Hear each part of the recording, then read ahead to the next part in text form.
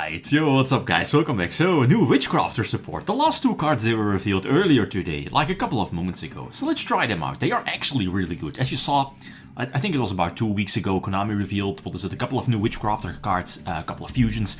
But the most broken card, the card of the archetype, was the field spell. The field spell, very similar to this one, right? Very similar to Spellbook of Judgment.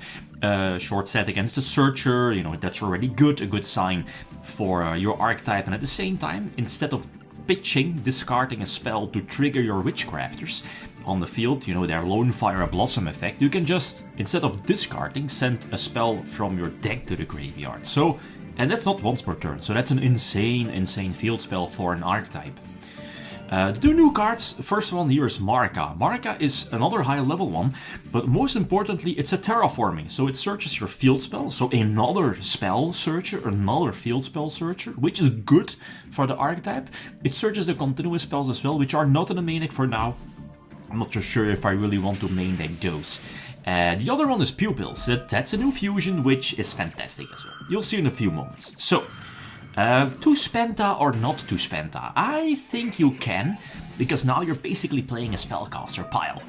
And of course, what is it? The Lacrima spell, which can be activated in response to an opponent's card activation, gives basically you an extra special summon, so you get out Crowley eventually.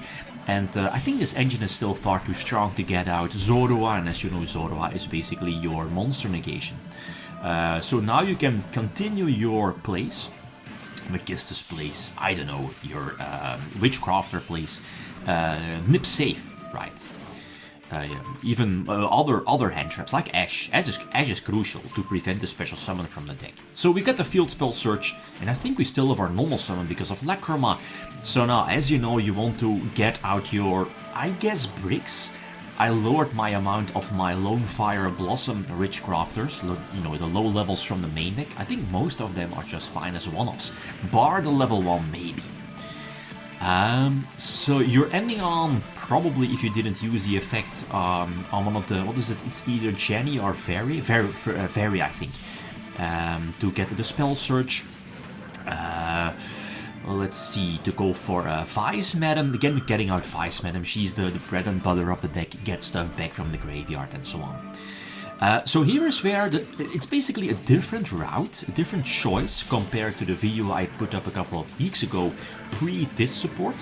So you want to get out Pupils as well. Pupils, keep in mind, searches a spell, that's important, so it doesn't search the trap.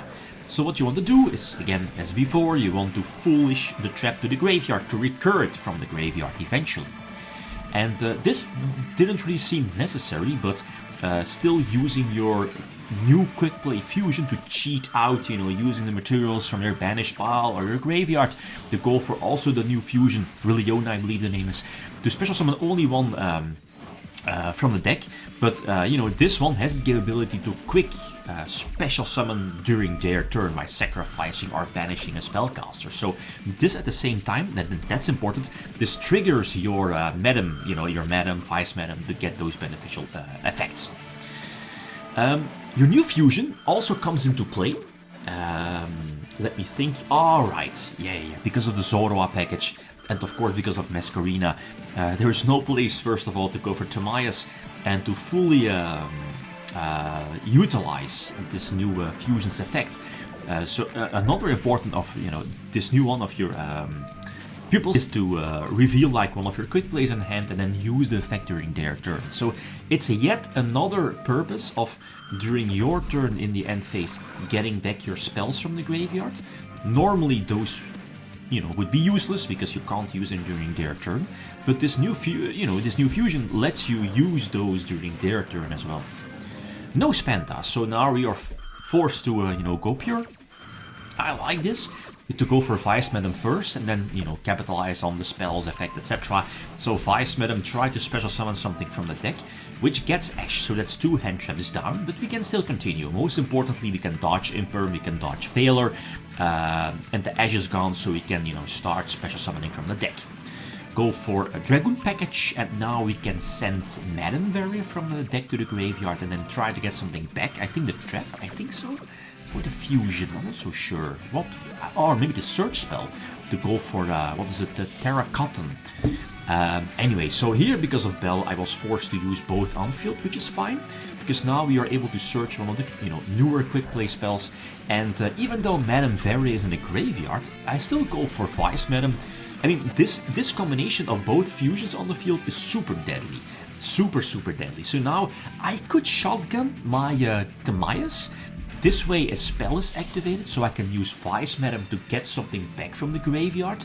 If it's a quick play spell, I can trigger Pupils to, activate the quick play spell. Basically the same play as I do now. So Diablo Star is a spellcaster, so get back the quick play spell. Again, I could have used Timaeus as well to do basically the same play. Copy the quick play spell, so quick fusion during their turn by revealing the spell in my hand, and then special summon 3 from deck, and this is my full setup. I can pop a card, because of I call it the Dark Arm Dragon Spellcaster. I have both Verre and Jenny on field, so again, getting the spell search, getting the quick tribute, having both fusions still face up on the field, getting the engine going, recursion from the graveyard. So as a whole, this is really strong. Like, this support is insane. Like, you give any archetype this kind of support, and it puts them up there as a potential tier 1 deck. But there are some weak points, but it's still a spellcaster pile, right? And as you see here in the main deck, like, I'm running a bit over 40 cards, but I think it's justified because you're running a couple of quote-unquote bricks, as in cards, well, bricks.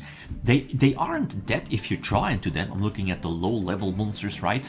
But it's much better to keep them in the deck and cycle them with your Lone Fire Blossom effect. So I think it's justified, especially because of this new level 6, with your, your terraforming new level 6 spellcaster. I think it's justified to run a little over 40 cards to lower the chance to draw those bricks, but keep the chances high to, draw or search, eventually search your field spell, because, I mean, look at the deck. It feels like Necro's level of searching capabilities. Google.deck, you have so many ways to get to your field spell, and that's the most important card of the main deck. But another thing here is to Spenta or not to Spenta. I could see myself maybe testing a 40 card Sharp, no Spenta engine, no Magistus engine. This might open up some space in the extra deck, looking at Super Poly as potential board breakers, flexible going first, flexible going second, but as you saw, like, Spenta is really strong, really oppressive into, going first, even going second to, force out hand traps, force out negations, and potentially threaten them with, your synchros, your disruptions.